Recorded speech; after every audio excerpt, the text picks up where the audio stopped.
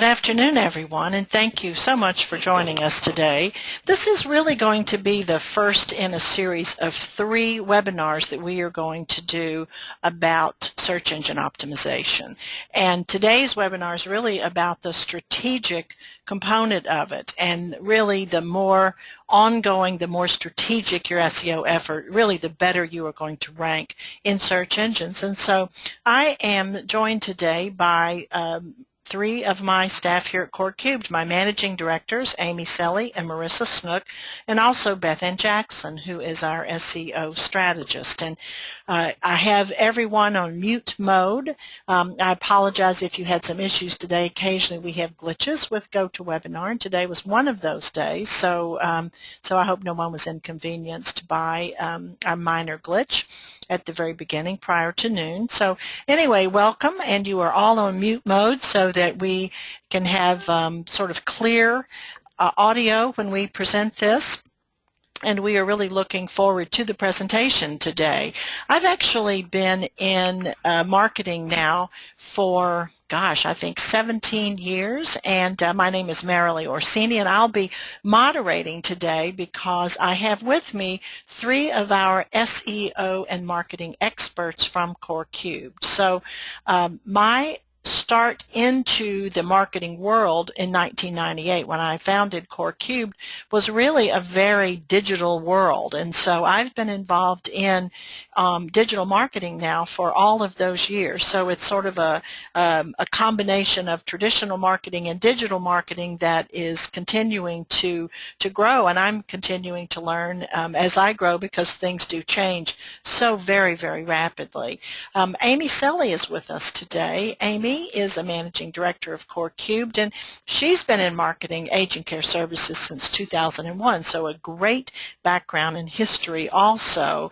And before joining us, she was actually a client. She was director of marketing for Cantata, and really has a very wide range of agent care service experience. Amy, thank you for joining us today. Thank you for having me. You can read more about Amy here, and as you can see, she's award-winning, and she is an absolutely fabulous addition to our staff, coming up on being here a year pretty soon. So we're thrilled to have Amy. She brings such a wealth of experience and knowledge to to our team here. And this is Marissa Snook. She will also be joining us today, I hope. Marissa, are you on with us yet? Not quite yet. Well, she should be joining us shortly. We're having a few glitches here in our GoToWebinar, so hopefully Marissa will be joining us. She is the administrator of our MOST program, and a huge component of home care marketing has to do with digital marketing. So she really works as our daily contact for all of our MOST clients, which is a program that we have created that is specific to home care. And so she also has other experience and other expertise in database contacts, and also serves as our concierge really for our MOST clients. But she has been working with SEO. Again, that digital marketing component is such a strong component of marketing for home care that she has really been instrumental in learning more about SEO and in actually moving us forward in a lot of directions. We're also joined by Beth Ann Jackson today, and Beth is really our SEO strategist specific, and you will be impressed with her knowledge today. So I really do welcome Beth to our staff. She's been with us for a while, and she's an expert in SEO, as I say, and has been doing successful inbound marketing and SEO now for over 8 years. And so she is certified in SEO and inbound marketing, and also has a HubSpot certification, and couple that with a degree in marketing. And Beth, thank you very much for being with us. No problem. Thank you.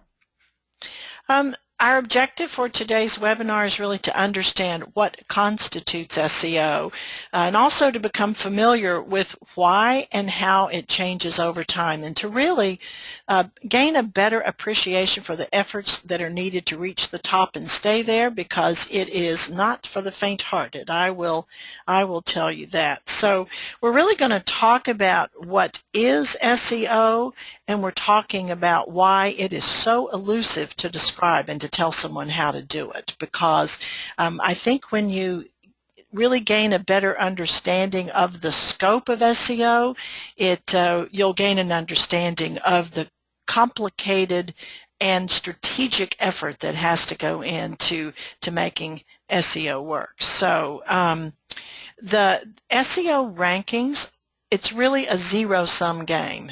And what we mean by that is only one business can be at the top. And there really are absolutely over 1 billion websites in competition for this spot. And that we reached 1 billion in September of 2014 of actual unique websites, and that number grows daily. Here's a little graph that will give you an idea of the number of websites. Now, when I started corecubed in 1998, if you will look, there were really less than 2,000 websites. So when we started, it was very, very easy to rank websites, and we were building websites at the time, and it was very easy to rank. But look where we are today, and that number is continuing to grow. So when you are doing SEO, you are competing not only against the other competition in your specific geographic area, but you are also competing against others that are in the industry and globally. So I think when you actually realize what constitutes SEO and what the competition really is, you will understand why it is such a complicated effort, and why it is such an ongoing effort and a changing effort to be able to rank #1 on those websites that, on the search engines. So let's talk about this as an SEO client, what it is that you need to remember. Amy, would you like to weigh in on this? Sure. I would just like to start by saying that SEO is really what you do so that search engines can find you. And if you think about the way that we used to market, putting our listing or a display ad in the phone book, some people are still under the impression that having a website is the new version of having an ad in a phone directory. Phone books are static and websites are dynamic, and so with a dynamic form of advertising, there are things that you constantly have to be doing over time to make sure that your website is competing with other websites. And so it is a competition, and there are things that you can do to make your website compete with other websites to rank higher. So just having a website isn't enough. It's something that you need to work on over time and keep working on. And the other thing to remember is that search engines change what they're giving rank to over time, which is another reason why you have to keep working on it. We all know Google keeps releasing new algorithms that change the game, and then we're working on something different to optimize the site. Let's see if Marissa can join us now. Marissa, are you able to join us at this point? Can you hear me? Yeah, I can. Oh, how very exciting. Welcome. Technology is wonderful when it works. That's right. You have some great things that you like to talk about in terms of the process over time, and things that you have to coach our corecubed and most SEO clients about. Do you want to talk about some of those? Sure.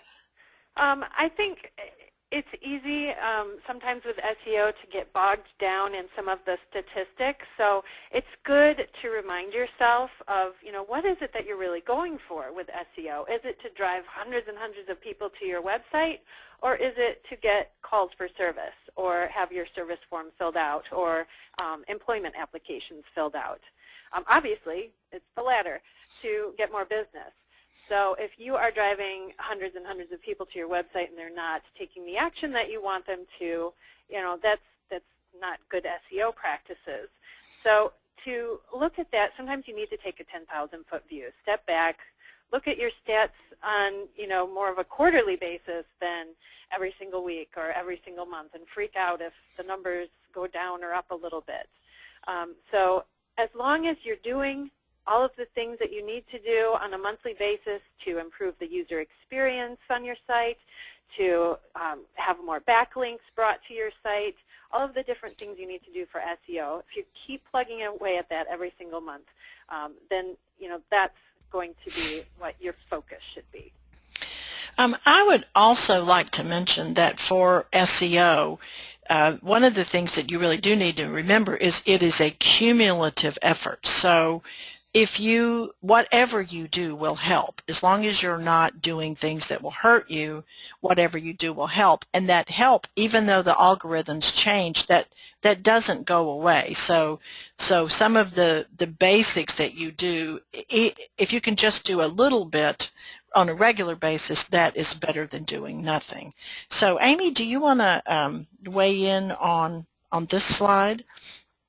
Sure. What I like to think about for SEO is that it's about how you are part of the bigger conversation. So in the business of home care, how are you becoming part of the bigger conversation about aging and aging care? Your website has to be part of that bigger picture and conversing with the rest of the internet on that topic of aging care. And so part of what we do for our clients in SEO is encourage them to be blogging about aging care and being part of that bigger picture, and search engines look to see if you are part of that conversation. Are you, do you have links from other authority sites coming to your site? Are you linking out to other authority sites? Are you talking about aging care in a way that is written to be helpful for people who are looking for those services? Amy, you mentioned a couple of things, and Beth, I'm going to ask you to weigh on in just a minute on this, because as we say, the algorithms change, and what we mean by the algorithms are the different measurements that the search engines take based on a lot of different factors, and I don't actually know how many factors there are now, but I think there's at least 50. Beth, do you know how many factors there are? Yes, there are actually over 100 different factors now, ranging from social media to coding on your website. There are over 100 different things that Google looks at specifically when indexing your site and then ranking you. So you can get a picture of how complicated that is, and the algorithm, what that means is it changes the weighting of these different factors. But right now, and this changes, but right now it's authority and relevancy, and as of, I think it's either today or tomorrow, mobile access. So there are these things change, but again, because it's cumulative, anything you're doing to help with authority, any text that you're putting on your site that's relevant to the services that you're offering, and then again having your site enabled for mobile access now, and again that's brand new, and Google is just changing that weighting. Is it today or tomorrow they're changing that weighting? I know it's this week sometime. Do you know, Beth? when their algorithm change for mobile sites, that's coming up on the 21st specifically. The 21st. Okay. So, I mean, these things do change, but we're going to talk more, and Beth, I'm going to let you start talking about this, about authority and relevancy. Do you want to give us some insight on this? Sure. Yeah. So basically, when you have a website online, Google will look for several different factors in order to weight you against your competitors, in order to actually rank you well, to have you appear more often for different keywords. And authority and relevancy have a lot to do with your rankings in general. For example, if you have quality content on your website and people read that and then they are linking to that, that's going to help increase your authority level online. Basically, it's going to show Google and other search engines that people are interested in your content, that enough that they want to link to it. The content itself also has to be related to what keywords you're trying to rank for. If you are trying to rank for home care within your city, you may want to include pages or blogs on your website that talk about Alzheimer's or dementia or senior care and different aspects that will be beneficial to your target audience. One of the things that you have to be clear on is that you are able to translate to the search engines as well as to the visitors on your website what message you're trying to get across and what you're trying to target, in fact. Marissa, do you have anything you'd like to weigh in about authority and relevancy? I think Beth said it very well. One thing that I read recently that made a lot of sense to me was if you want Google to think that you have a great website, then you need to build a great website and actually have a great website. So once you do, people will start, like Beth said, sharing those pages and noting that you have great content, you have a great website, and the search engines are going to take notice of that. Right, and I like something that you say about it, Marilee, and that is that your content needs to be written for people. So having content that is stuffed with keywords but isn't easy to read or doesn't make a lot of sense doesn't make for a great website. A website that people are going to come back to and trust and give some credence to is something that is helpful and written to be helpful to a person who's looking for aging care services. Well, and Google, that's an excellent point, all three of you. I know that Google now does have live people also that periodically look at websites to make certain that the website is actually geared for humans and not just geared for search engines.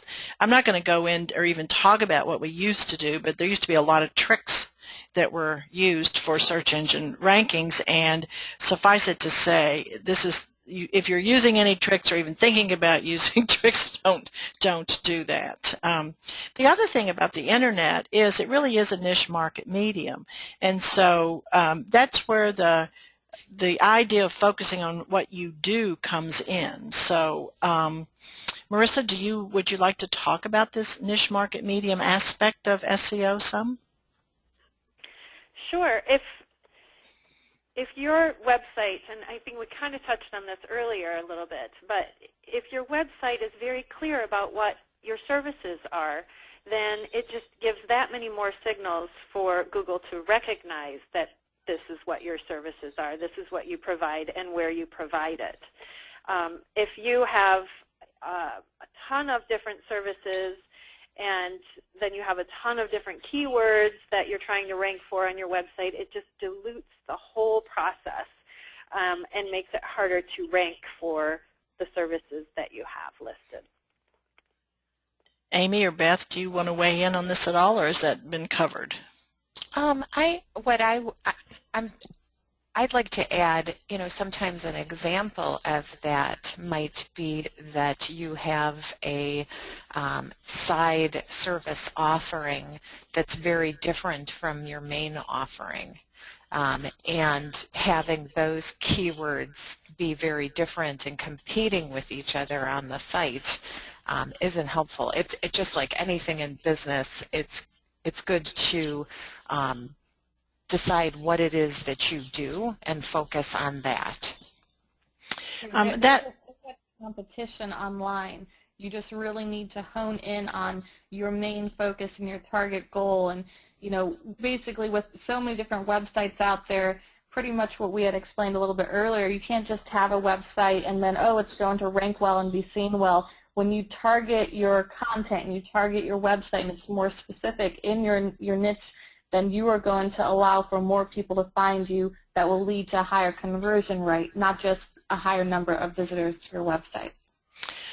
One thing I'd like to mention here, I don't think we covered elsewhere, is the idea of the verbiage that you use. And Amy talked about making certain that your website is made for humans. I also think within our industry, within the aging care services industry, the home care industry specifically, there are a lot of words that are used that the public might not know anything about.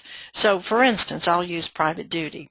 No one in the public has any idea, or unless they know someone that's in the industry, has any idea about what private duty means. So when you're saying I provide private duty services, that may not mean anything to anyone.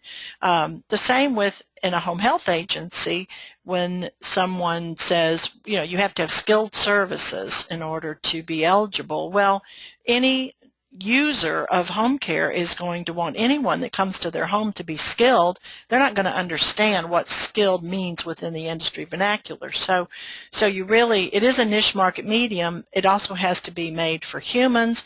And when you're thinking about what services you offer, you have to describe them in words that humans can understand. And so that it is a complicated thing to do, but very important when you are trying to rank. Let's go back to authority a little bit, because authority actually is changing. But Beth, can you weigh in some more about specifically what do we mean when we say you need authority for your website? Sure. Think of authority kind of like somewhat of a popularity contest online, where basically you want people to be engaged with the content you have. You want them talking about you. You want them telling others about you. In a sense, your authority is comprised of several different things, and we list them here on the slide. You know, testimonials. If your business has testimonials online, and not just testimonials that maybe you have on a page on your website, but testimonials on Google+, CitySearch, Merchant Circle, Yelp. These signals will help to pull in people to find you, to learn more about you, and it's a signal to search engines that users have dealt with you before and they're happy with your services and that you're referring others to them. You really want search engines and people to be able to find you online and recognize that you are somewhat a leader in your specific industry. And gaining more authority from these reviews, or gaining quality links from related sources on different websites or guest blog posts about your site, social signals, all of these items help you to be more popular online, so to speak. Google will see these signals as another thing that says, hey, look, this business knows what they're talking about. They're the expert in this field. They should be ranked higher and they should be seen by other websites and other people. So it's very important to think about the content that you're issuing out online. Like we said earlier, you cannot just stuff a lot of keywords into content and say, hey, well, Google will find it and they'll rank us high because it's very relevant to our keyword phrase. You need to write for people. Basically, Google does know how long people stay on your website. They do know how many people search a keyword, hit your website, and then bounce right off. You want users to actually be engaged with your content, read your website pages, stay on for a good period of time, share the content, and even share it on Facebook, or write a review about it online. All these items break up what your authority means in the eyes of Google and optimization. Yeah, when I think about this slide, having been on the client side, working for a home care agency and a senior care business, one of the things I would want listeners today to know is that there's ways to measure authority, and so part of what we do for our SEO clients is to look at what their authority is compared to their competitors, so that we can measure how well we're doing at improving authority for those clients.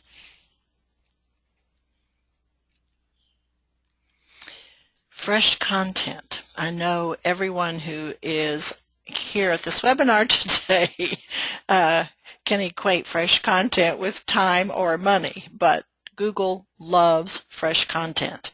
And so when you are working on your authority and you're working on your relevancy, this really means that you have to continuously create unique content. And you've heard about authority, but blogging about what you do with authority, educating, making certain that you're talking about the services that you offer, you are solving people's problems, you are alerting people to new studies or new statistics or new tips or tricks that might help them. Also taking all of that and including it in as many social media channels as you have the time and energy to do or the money to pay someone to do, and then adding new pages to your website and also creating landing pages so someone can come to a specific page on your site and get something of information of value that that will help them either answer a question they have about home care or elder care, or find a resource that will explain something that that they would like to know more, have more in-depth information about. So, and this also is something that Google absolutely loves. Yeah, and I think it's important with blogging to note that you don't just want to be throwing anything up on the blog just so that you're putting new content up, but that you're putting up content that is helpful to people, and that it's helpful to them when they are starting to notice that things are changing with an older loved one, that you're putting up content that is that helps them through that process, and that also contains keywords that your site would want to be found for.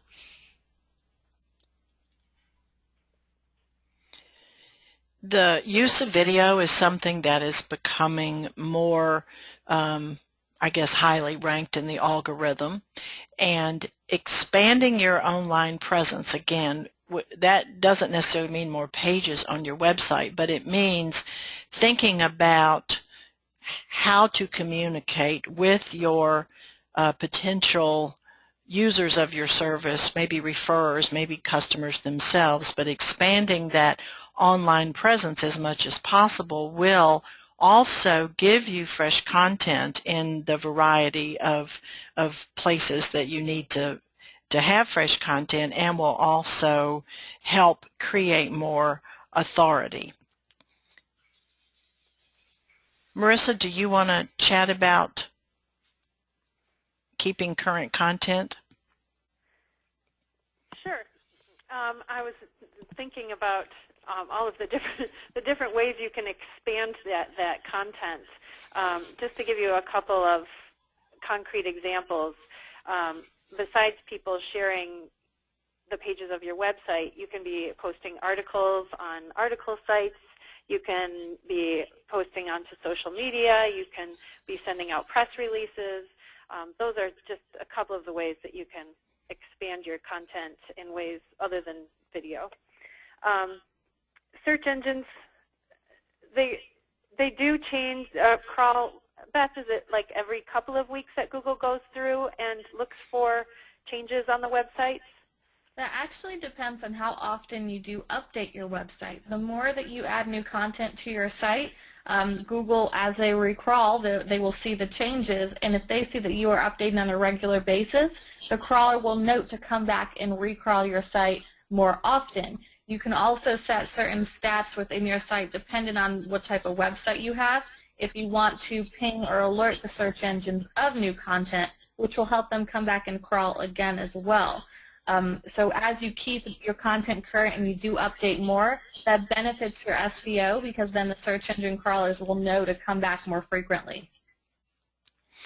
And I would like to mention in the SEO process and the reporting that we provide for our clients, one of the things that we are doing is an analysis where we look at what is the most popular and what is creating the most conversions and where are people landing on the site. We actually provide a heat map so you can see visually where people are coming to the site. And so the design of the site and the keywords that are related to that page or the pages that people are going through and looking at, we actually go in and change those for people. So what we're doing is looking for what the public or the referral sources of those people that are actually converting, they're calling the agency or they're they're making an inquiry.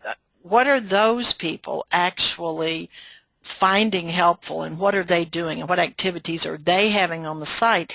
And we then make changes so that we are creating more positive experiences and more people that can make conversions. So when those changes are made, it's not just the authority changes and the relevancy changes, but it's also what content that people are really exploring and liking and reading and taking action about. And this is down to what I just said about what has to happen in the search engine optimization as you are trying to grow ranking. And again, what we're really trying to do is explain to you how difficult it is to get that #1 ranking on a page or to be on the first page of your primary keywords. Beth, do you want to tackle this one? Yeah, definitely. Something that is often forgotten with SEO, so many people focus on how many visitors they can get to their website, how much can they increase their traffic, and really you do have to look at your conversions. You do have to say, well, we want traffic, but we want targeted traffic. We want people to come in that will actually convert. And then you have to decide, well, what path do I take my visitors down? Do they go to the website and ask for more information through the contact form? Do we have a brochure, or do we have a PDF that they can download and learn more about us? Are we going to have them sign up for a newsletter or even sign up for an event? Realistically, when you have a website, you have to think about the different conversion paths that a visitor will take.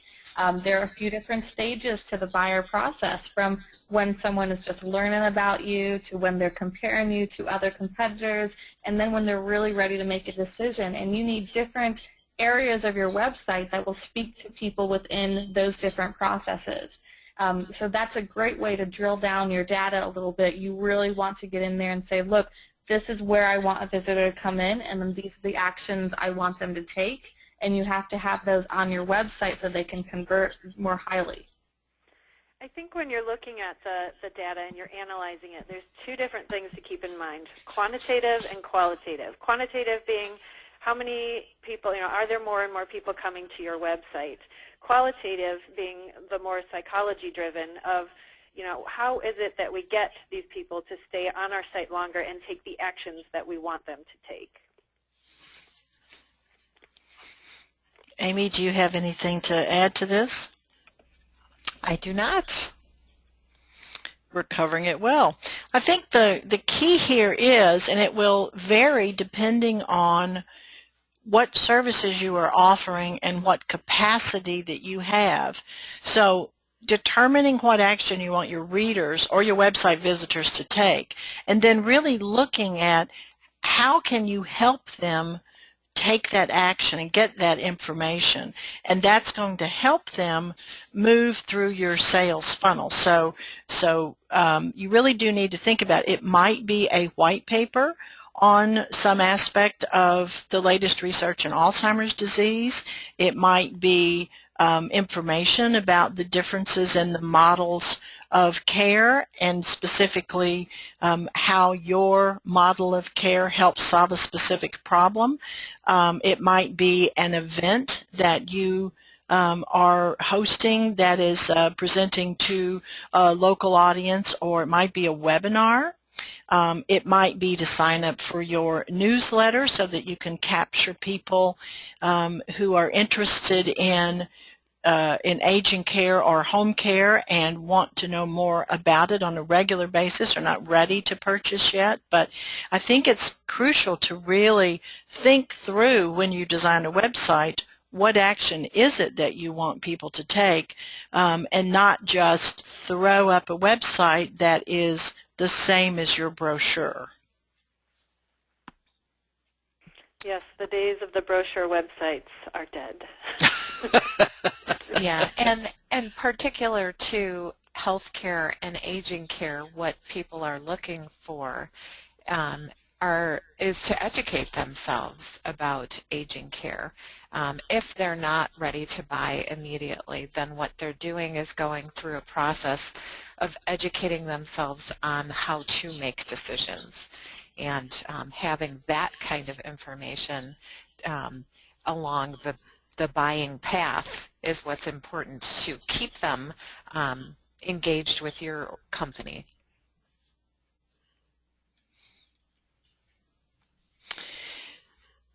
There are different tactics to use if you have an agency, and most of the home care agencies, even if you're a member of a national franchise, you have a local office, and you generally, from the nature of home care, serve a local office and a local audience. However, the people who are searching for that local service most often are not in that local area. So actually learning how to get your site found for the location that you serve, and designing the site so that you can draw people and get them in to understand what area you serve, is really almost an art form. And Beth, you are an expert at this. Do you want to talk about local versus national? Yeah, basically local versus natural. There's so much that really needs to be done for a local business as well as a national business, depending on what you're trying to rank for. And realistically, if you are a local-based business, some of the things that work a little bit better for you would speak more towards your local city, your local demographic. You are going to want to make sure that you have good reviews online. You're going to want to make sure that you are listed in local directories. These are key signals to even Google and other search engines that you want to be found within that city, so your rankings will increase within that target area. Whereas with a national-based business, you may have a greatly expanded reach where you do not want to just be found in your local area. You want to reach others and rank for broader keyword phrases that have a little bit more competition and traffic attached to them. So different types of businesses really need a different and sophisticated type of SEO plan. SEO is by far not the same for every business. Depending on your website, you may need more backlinks, so you may need more content on your website in comparison to another business that, if you want to rank within Google Maps, you may need more online citations, or you may need some more reviews and other key elements. So there is definitely a different type of focus that's needed for each type of business, and whether you are targeting on a local area or if you are actually focused on a much broader reach with national or even worldwide.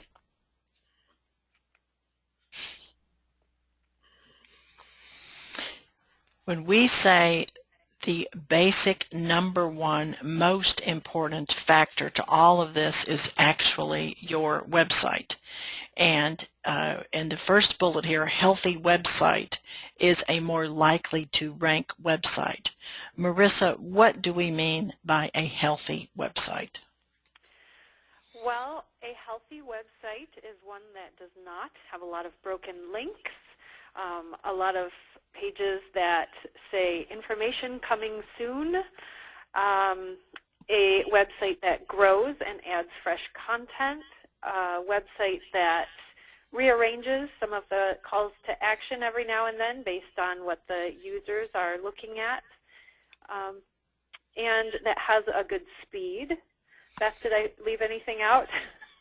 There are so many different factors. I mean, definitely the mobile friendly, that's a huge, huge one, especially as more devices are being created of all different resolutions and sizes.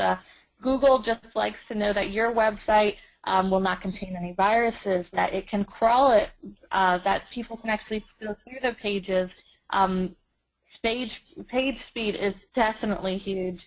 That's actually one of the newest algorithm changes that will be up and coming. If your website's too slow, Google may actually rank you lower, or they may actually have something beside your website indicating the actual site speed, which may affect if Google users actually click on your website or not. You definitely want to make sure that your website is secure. If your website has ever had malware on it, for example, Google will showcase that on actually its search results. It will say that this site may be harmful or have been attacked. And when people click through to your website, an alert will pop up asking the user if they would like to continue to the site or not.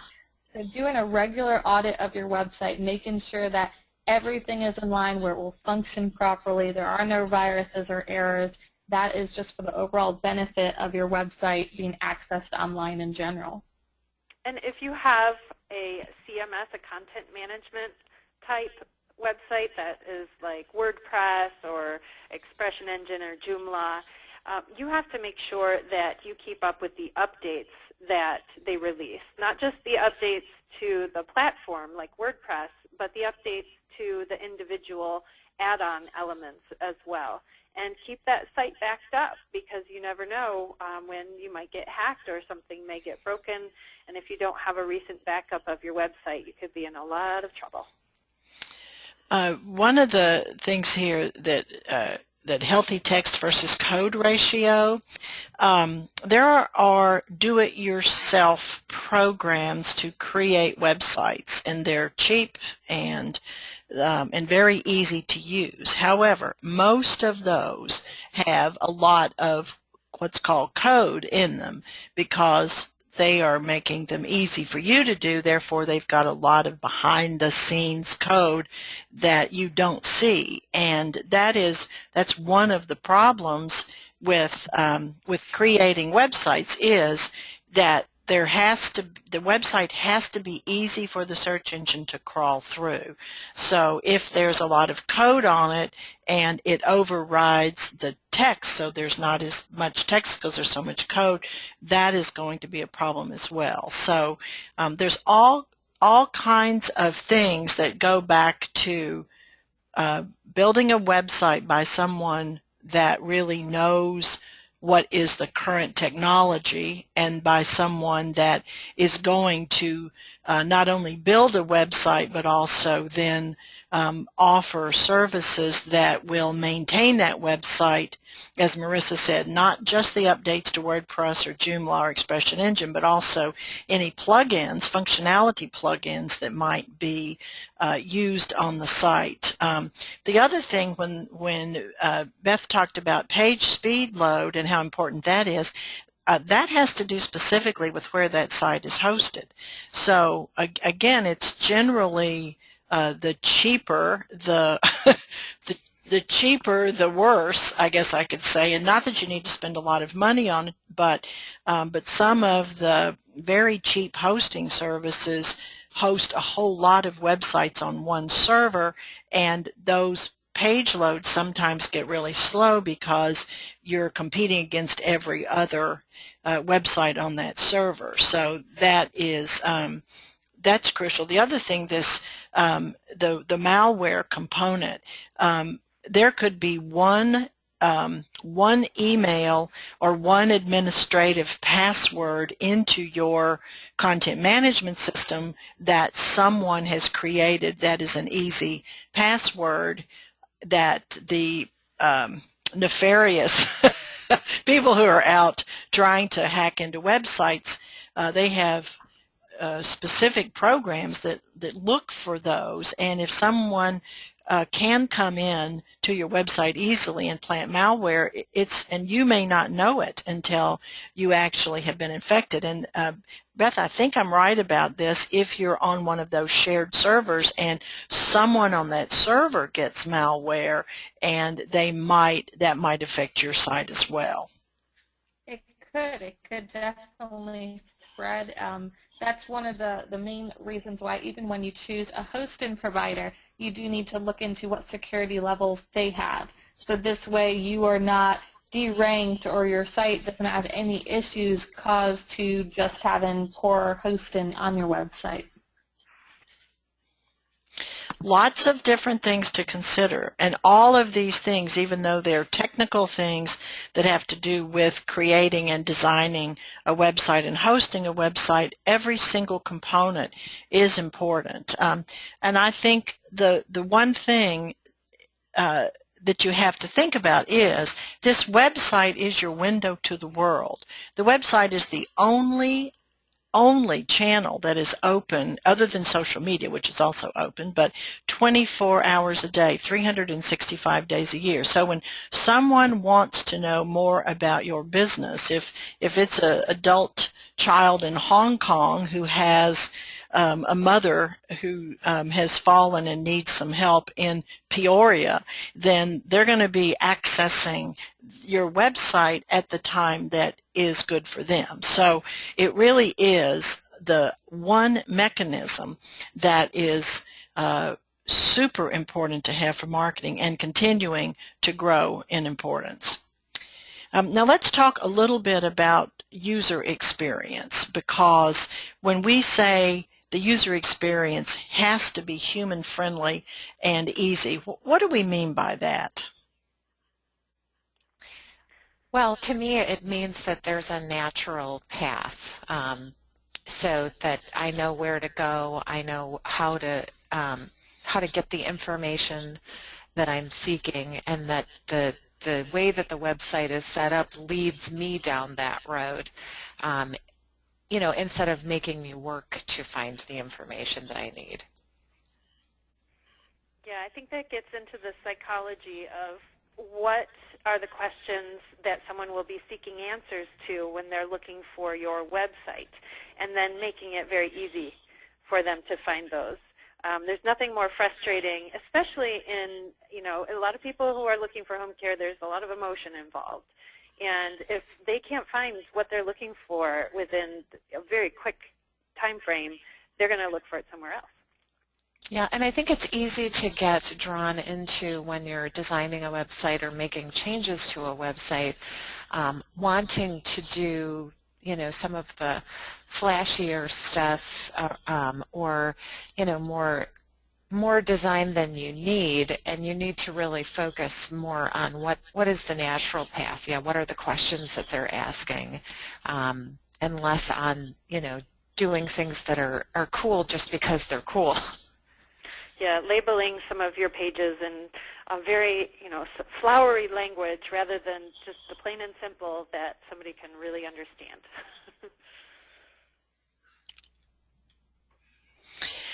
We have a couple of minutes left, and I just wanted to touch on the difference between organic SEO and pay-per-click, because when we're talking about SEO, we are talking about organic SEO. We're talking about the way the website is designed, the user experience of the website, creating content, making the website helpful and educational. But pay-per-click is something that is also a tactic that is used for people to find websites, and pay-per-click is a total different animal. Although there are times to use pay-per-click, and we're not going to talk very much about it, but I just wanted to touch on it today because oftentimes people are confused. When you Google home care in Atlanta, Georgia, then when you bring up that the first site comes up, there are going to be paid rankings. They come up first. They look different than the organic rankings, but they are going to come up first, and that means someone has paid and bought a word, Home Care Atlanta, that's what you put in your search engine, someone bought that and they're paying for it. And when I started this company in 1998, it was really inexpensive to use pay-per-click, but now those words are very expensive, and pay-per-click is really a science and an art. But you can use pay-per-click effectively to find out information. For instance, to find out which words people are going to come to, be more drawn to when they're looking for your services. So there are some times that it is appropriate, but what we always recommend to our clients is try to switch from pay-per-click to organic SEO, because the pay-per-click is only good as when you're paying for it. When you quit paying for it, then you're not getting any results. And there is no cumulative effect to pay-per-click. You pay for it, you get someone clicks on your site, and then that's it. You've lost your money, and if that person didn't come through and inquire or stay there, they're not going to find you again unless you're ranking organically. Yeah, what I would add to that is pay-per-click is more effective if you have your SEO foundation built, because you can pay to get someone to land on your site, but if you haven't spent the time doing the proper search engine optimization and creating the right conversion paths, making sure you have a good user experience, that you have content that is going to capture the visitor's attention and build trust in your company, then why pay a lot of money to get them to your site? They're going to jump off. To water, but yeah. you can't make the horse drink. Right, that's true, and it's just very important to think about how a user would convert on your site. That's just another element that even when creating different web copy or creating different landing pages, you just have to think in depth to that. That's the whole point of having the website, is to grow your business. I'm going to open this up for questions now, and I will leave on the screen. Whoops. Goodness, sorry. I apologize for that. I think I'm going to get this back up again. There, sorry. See if I can do this. All right, sorry for that. I do have, it looks like a question. Let's see if I can. Well, it says I have a question. Let's see if I can find it. Ah, there it is. The question is, how do you help visitors move through the website? Our ultimate goal is to have viewers call our office or send an online service inquiry. How do you do that when working with the website? You have clear calls to action on your website that will entice people to go further into your website. There is a typical path that home care users do when they go through a website, and you can help them along that path by giving them little teasers. Maybe it's a banner, maybe it's just a link to another page. But make sure that you have your contact information or your link to your contact page on every page of your site. Yeah, and what I would add to that is to make sure that you have built an avenue for movement on your pages. So sometimes we see that agencies have pages that don't have any options within them for moving to another page that would lead the visitor closer to buying. I would also like to mention, Amy and I attended a digital marketing workshop at the American Society on Aging that was by two of the very largest aging care marketing firms in the United States. And they had done a lot of market research and a lot of market analysis. And what they said is that 90% of people who are searching for care will pick up the phone and call. So your telephone number has to be prominent. The other thing is that there are different types of people who are in the buying process at different times. You've got the caregiver who is currently caring for someone and needs a break, or wants either a short-term break or a long-term break, and is looking for ways to get that break, and comes to the inquiry process or the educational or the searching for information process differently because of the guilt associated with being the caregiver and wanting to find some help. There is the person who doesn't have a need for care right at the moment, but has an inkling that they might have a need for care in the future. So that person is really looking for something different, and that person is going to be specifically looking for information that relates to their specific needs. So if they have a mother with Alzheimer's disease, they're going to be searching for an agency that has an expertise in that specific area and can answer their questions and inform them and educate them about that specific area. And then there's the immediate need, someone who either had a parent who fell and needs immediate assistance, or who is being unexpectedly discharged from the hospital in a more frail condition than they thought, or who had a caregiving parent who died and the person that needed care is still alive. So you have that immediate need person who's also going to be searching for information that is specific to their need, but also is going to be picking up that phone and calling, and whoever answers the phone with a live person and can answer their questions and assure them that that care is going to meet their needs, then that person has that need. But 90% of those people who are looking on a website are going to pick up the phone. So I think that's something that you have to remember, and you also need to, when you're getting those inquiries and taking those phone calls, number one, always have a live person to answer, and number two, make certain that that you ask them when they call, where did they find out about you, because in 82% at least of the times, they're going to be going to the website first, and how they determine that you are going to be the one they call is going to be determined by what is on that website.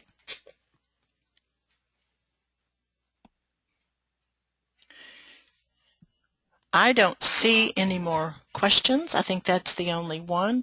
I'm having a hard time. Again, my GoToWebinar is not showing me my questions really. So, oh, here we are. Let me see if there are any more. I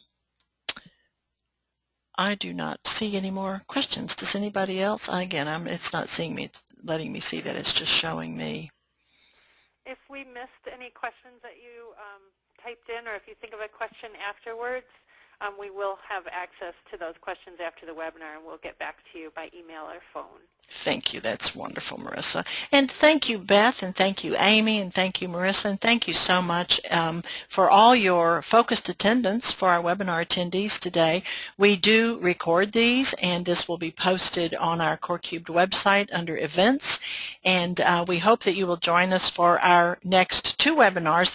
We're actually presenting a webinar for the Home Care Association of America on debunking SEO myths, and that is May the 6th, and you have to sign up on the Home Care Association of America website.